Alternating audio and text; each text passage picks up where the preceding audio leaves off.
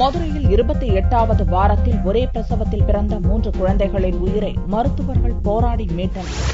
மதுரை ஆணையூரைச் சேர்ந்த ஜோதி கோவர்த்தனா தம்பதியருக்கு கடந்த டிசம்பர் 15ஆம் தேதி அங்குள்ள தனியார் மருத்துவமனையில் அழகிய 3 குழந்தைகள் பிறந்தன. 40வது வாரத்தில் பிறக்க வேண்டிய அக்குழந்தைகள் 28வது வாரத்திலேயே பிறந்ததால் அவற்றின் எடை மிக குறைவாக இருந்தது. இதனால் குழந்தைகளின் நிலை கவலைக்கிடமாக மாறியது. தொடர்ந்து மருத்துவர்கள் மேற்கொண்ட தீவிர சிகிச்சையின் பலனாக தற்போது 3 குழந்தைகளும் பூரண குணமடைந்துள்ளன. ஜோதி தம்பதியினர் 28 வாரத்தில் குறை மாசத்துல 3 குழந்தைகள் பிறந்தது.